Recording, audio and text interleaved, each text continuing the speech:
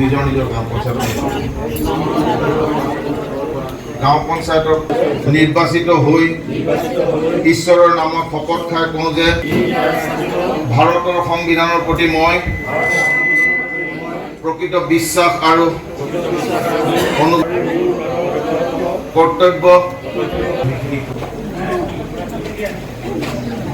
চৰাইদেউ জিলাত আজি তাৰিখতেই আমাৰ যি 4টা উন্নয়ন খণ্ড আছে, আঞ্চলিক পঞ্চায়তৰ সদস্যসকলৰ শপত গ্ৰহণ আৰু দায়িত্বভাৰ গ্ৰহণৰ কাৰ্যসূচী আজি আমি চৰাইদেউ জিলাৰ এটা অন্যতম উন্নয়ন খণ্ড মামৰা উন্নয়ন খণ্ডৰ ইয়াৰ বিষয়া উৎপল গগৈ ডাঙৰীয়া আৰু CEO জিলা পৰিষদৰ আমাৰ ভূঞা ডাঙৰীয়া উপস্থিতিত আমাৰ দেউৰী অট'নমাছ কাউন্সিলৰ চিফ আমাৰ ভৈৰৱ দেউৰী আৰু ইয়াৰ সকলো গণ্যমান্য ব্যক্তিসকলক লৈ আমি আজি শপত গ্ৰহণ অনুষ্ঠানত উপস্থিত থাকি ভাল লাগিলে।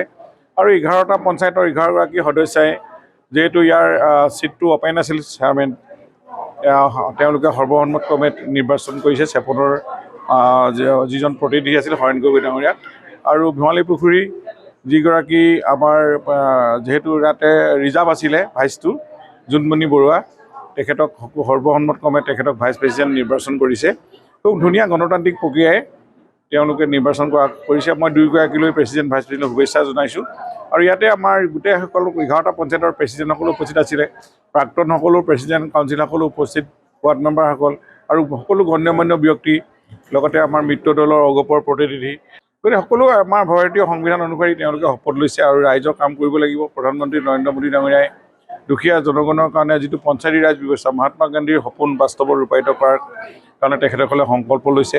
আৰু যেতিয়া দুখীয়া দৰিদ্ৰ মানুহ যাতে কোনো আঁচনিৰ পৰা বঞ্চিত নহয়, পাবলগীয়াজনে যোগ্য পাব লাগিব আৰু তেওঁলোকক ট্ৰেইনিংটো দিব লাগিব। অলপ ট্ৰেইনিং দিয়াৰ পাছত তেওঁলোকে হয়তো পৰিণত হ'ব। আইন কানুন পঞ্চায়তী ৰাজৰ ব্যৱস্থাৰ যা নটিফিকেশ্যন গাইডলাইন এক্ট, যিহেতু নতুন এক্টো হৈছে এখন পঞ্চায়তী আইন, এইখনো আমাৰ অধ্যয়ন কৰি তেওঁলোকে অলপ জানিলে কাম কৰাত অসুবিধা নহয়। আমি তেওঁলোকক অনুৰোধ কৰিছোঁ আৰু তেওঁলোক অভিজ্ঞ ব্যক্তিয়ে মই ভাবোঁ পঞ্চায়ত সুন্দৰকৈ চলিব।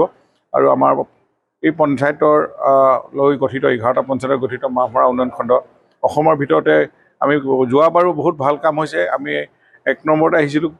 এইবাৰো আমি বহুখিনি ক্ষেত্ৰত আগেই বাঢ়ি আছোঁ।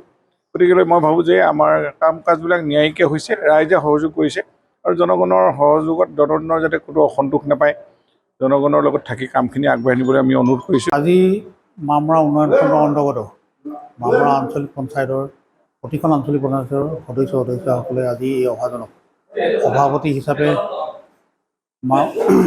মামৰা আঞ্চলিক পঞ্চায়তৰ সভাপতি হিচাপে নিৰ্বাচিত কৰিছে। আৰু সকলোৰে সহায় সহযোগিতা দিহা পৰামৰ্শ আশা ৰাখি প্ৰতিটো কামতে প্ৰতিটো স্কিমতে সহায় সহযোগিতা বিচাৰি আগবাঢ়ি যাব লাগিব আমি। আৰু আমি প্ৰতিটো পঞ্চায়তৰ প্ৰতিজন ব্যক্তি সহায় সহযোগিতা আৰু দিহা পৰামৰ্শ আমি কামনা কৰিছোঁ। ৱাৰ্ড সদস্যসকলৰ যি আমাৰ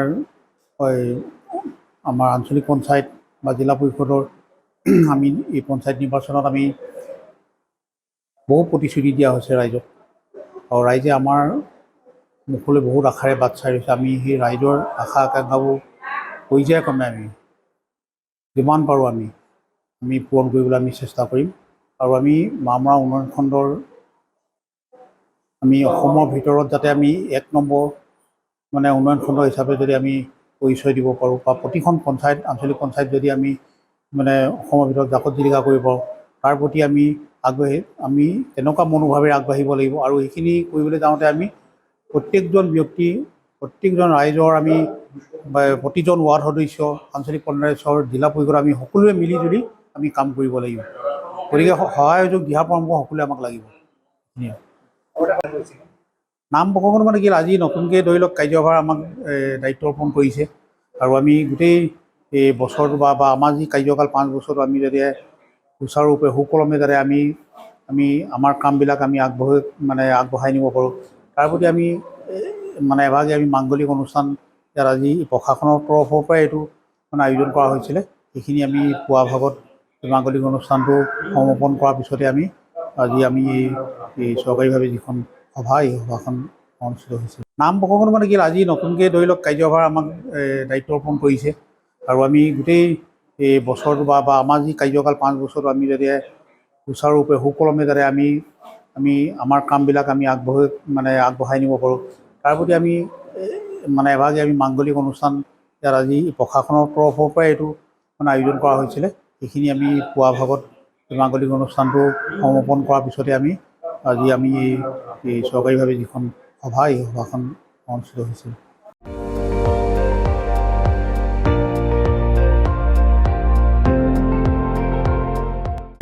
আপুনি চাই আছে ND24, সৰ্বশ্ৰেষ্ঠ নহয় সৰ্বোত্তমৰ দৌৰ।